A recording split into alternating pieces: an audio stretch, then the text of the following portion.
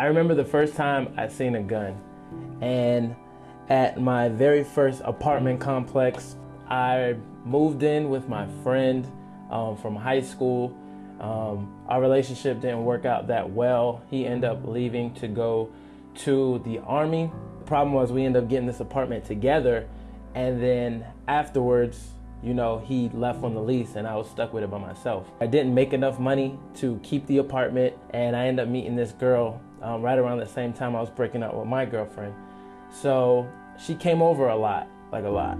So I told her, you know, might as well, you know, you should move in with me. You know, you don't really like your current situation. And of course, I'm looking for somebody to stay here. So after living in this apartment for a couple months, a lot of different neighbors start coming in. And then me personally, I first got introduced with this guy called Pops. I learned how to fix cars, and he basically molded me, a guy that couldn't even use his hands, to show me how to work on my car, because, you know, I didn't trust mechanics, I didn't trust nobody. So every day we would go outside. Once he started showing me about cars, every day faithfully I would be outside. It'd just be me and him working on cars, and he would tell me about it. And it was the best learning experience because he can't use his arms and he has to tell me what to do to fix the cars. One of the best experiences I've ever had in my life. And just from being outside, just seeing a black guy outside working on his car all day, I used to have all these dudes come through and just be like, yo, what are you doing? You know what I'm saying? Like, you working on this car. So for me, working on my car outside with this white man that can't use his arms, just us working on this car. Then like 2 months, it was like 15 black dudes outside. We all just hanging around. I would still be working on my car, but we'd have people pull up with their cars. We literally start having car shows outside of my apartment complex. It was crazy. And when you start seeing the influx of black people in the hood in one area, just from outside looking in, you start thinking things. Like, people would think like, oh, that's a new gang, or oh, that's a new crew, or whatever they doing, you know? We started seeing it within the neighborhood after a while. The thing about having all these people there is that after a while, it starts to form a crowd, like a big crowd. Like, we started having parties, we'd be outside all night. You know, I had a girlfriend and she lived in the house, but she would always tell me to come inside because she didn't want me outside. She was Puerto Rican, so like, she wasn't having that. But I was like, yo, I'm out here with my niggas, and you know, we're just having a good time. But our crew, I don't even want to call it crew, but our group was like the biggest group. So I remember one day, there was like this big party outside of the house. I think it was like a Friday night. But this night, I was late to work.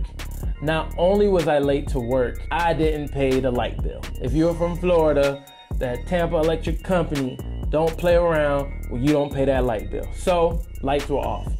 Now, the funny thing about this day, one of the guys in the group brought home some random girls that he met, and they were just hanging out in front of the place.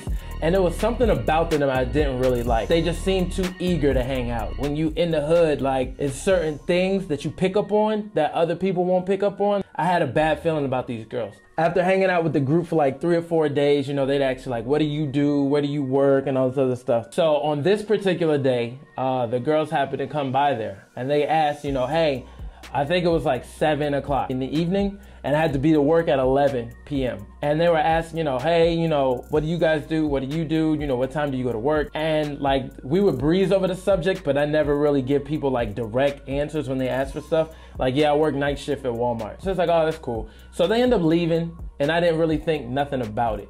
Now, I don't know if it was directly related, but that night, I didn't pay the light bill. So my lights were off. So I had candles, and I had a pit bull, like a baby pit bull, on my back porch. So I went to sleep around 8 o'clock. Supposed to wake up by 11 to go to work. I woke up at midnight. Now when I woke up, crap, I gotta get ready for work. Shit, you know, I'm late, whatever. I was about to make the phone call and stuff. I said, hey, before I make a phone call, let me hop in the shower, take a shower, and then I'll call them, let them know I'm on the way. So when I get out the shower, I go back in the room, I'm getting dressed. I'm hearing noises in the house. I'm hearing weird noises. You know, I'm thinking maybe it's the dog. Then I start hearing people's voices. So I stop where I'm at. You know, my girlfriend's at work. She also worked the night shift. And I'm like, what is going on? So I'm hearing like 4 or 5 different voices at this time now. So I end up getting behind the door of the entrance to my room. And as I get behind the door, I have this baseball bat in my hand. Right then, when I'm sitting there gripping the baseball bat, thinking about how would I get out the house, I see this guy open my door ever slowly with one of the biggest guns I've ever seen in my life. As he crept through the door, my bed was directly in front of the door opening. So as soon as you walk through the door, you would see the bed.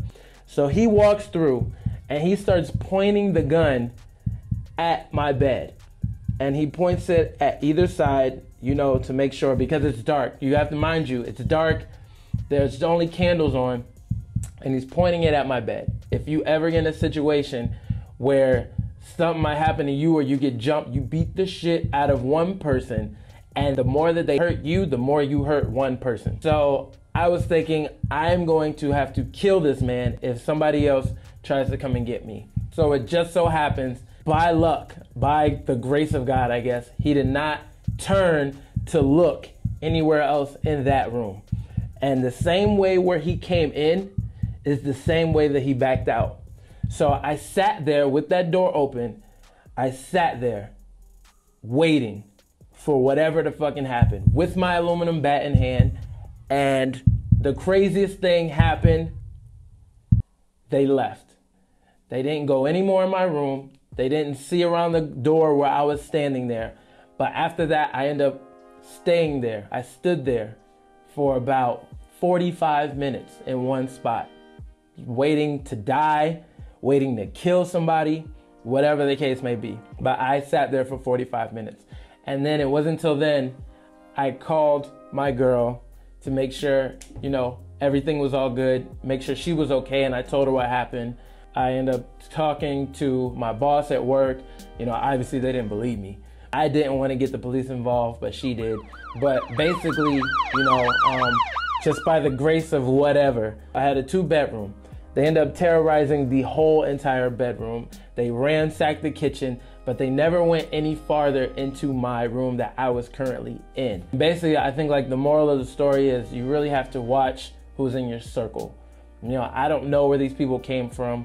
I don't know how they came into my apartment at 12 o'clock at night when I was supposed to be at work, but I just so happened to be there. And it's just funny like that. I don't know. But thank my lucky stars, I'm here today spitting to you guys. So, I don't know, kids, stay out of the hood. It's not good.